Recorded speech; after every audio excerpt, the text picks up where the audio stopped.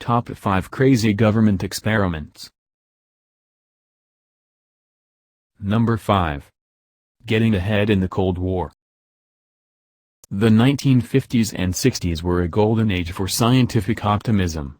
Humans were venturing into outer space, watching television and finally glimpsing the cascading grace of DNA's double helix, all of which helped to soften the blow of looming nuclear annihilation. Still, provided humanity didn't destroy itself, the future looked bright. In the wake of the first successful long-term human organ transplant, a kidney, in 1954. While sometimes more morbid than scientific, our fascination with life after decapitation stretches back pretty far, past the guillotine gawkers of the French Revolution and back to the era of cruelly sharpened stones. Even today, it remains one of medicine's final frontiers, offering possible alternatives to quadriplegics with organ failure.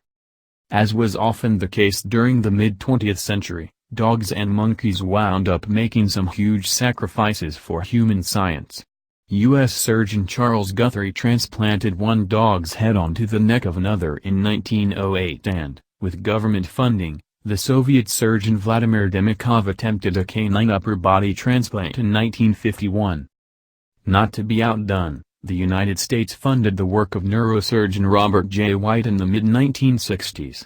White experimented with the transplantation of dog and monkey brains into the necks and abdomens of other animals. His work culminated with a 1970 experiment that saw the head of one living rhesus monkey transplanted onto the headless body of another. Number 4. The Sad Case of Acoustic Kitty. The subject of animal experimentation for the advancement of medical science or space exploration can prove a tricky topic, as you might imagine. Say what you will about swapping monkey heads, but those experiments taught us much of what we know about the possibilities and limits of full-body transplants. Still, this argument doesn't win over everybody. Even fewer people buy into the necessity for the United States Central Intelligence Agency's, CIA, deployment of Acoustic Kitty. It was the 1960s, the midst of the Cold War, and espionage was the stage for many of the machinations between the US and Soviet superpowers. Given the political climate, you might be tempted to forgive the CIA for blowing 5 years and more than $10 million attempting to train a cat, but the addition of surgically implanted listening equipment, a battery, and a tail-based antenna tend to tip things in favor of the critics. Following further surgical attempts to bug the cat and curb its hunger, it darted under a taxicab during a field test and died. Was the animal's death an accident or an act of sacrifice to end a monstrous program? Today, house cats continue to ignore their human owners, presumably free from surgically implanted spy equipment. The American public didn't learn about Acoustic Kitty until the related documents were declassified in 2001. Number 3. Zero Gravity, Black Budgets and UFOs. The subject of secret Nazi experiments generally follows two paths. It either dives into the horrors of the Holocaust or explores the ridiculous annals of conspiracy theory, complete with whisperings of a secret Antarctic base and Hitler's UFO escape into the hollow Earth. British journalist Nick Cook thinks there might be. As detailed in his book The Hunt for Zero Point, the former Jane's Defense Weekly aviation editor explored the possible existence of Nazi anti-gravity experiments, that is, research into zero-point energy, a quantum effect caused by virtual particles winking in and out of existence. Cook argues that some of this technology was glimpsed by Allied pilots as unidentified Foo Fighter aircraft. He even argues that some post-war UFO sightings may be due to US and Russian programs based on seized technology. As a decorated journalist and noted authority on the black budgets that fund top-secret government projects, Cook stands apart from most conspiracy writers. Plus, his case for Germany's wartime anti-gravity program gains some credibility given current projects by the likes of Boeing and NASA to develop gravity shielding technologies. Number 2. Space, the final sexual frontier.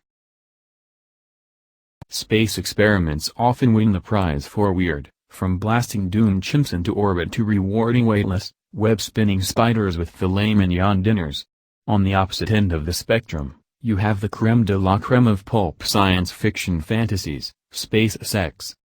In 2000, French astronomer Pierre Collier made headlines when he claimed in his book The Last Mission that NASA studied the feasibility of 10 low-gravity sex positions during a 1996 Space Shuttle mission. NASA vehemently denies this.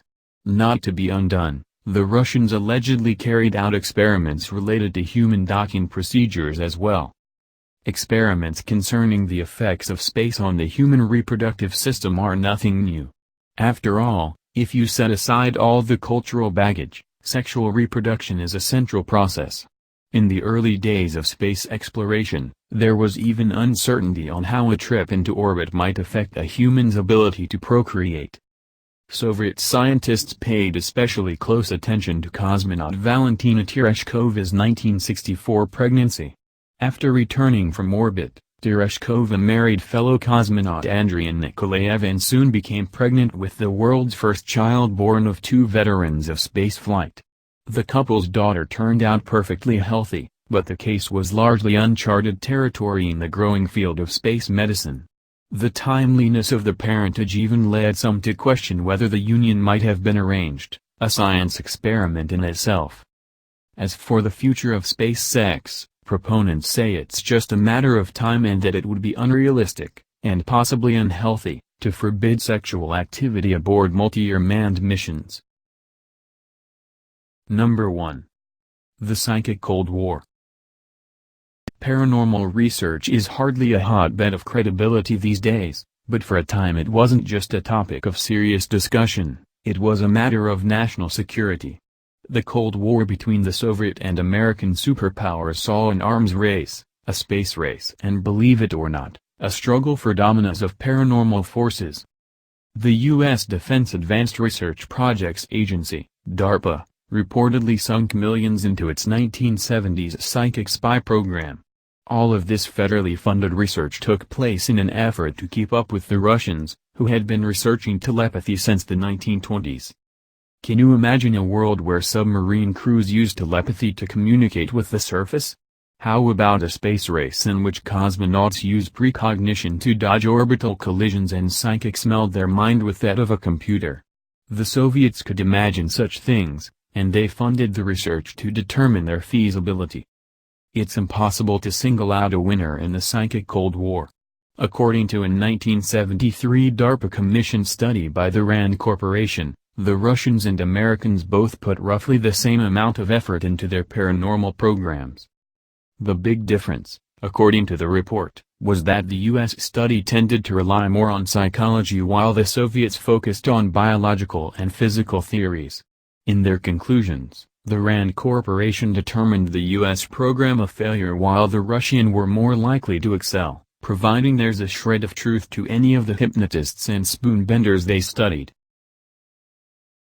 Thank you for watching. Please like and subscribe.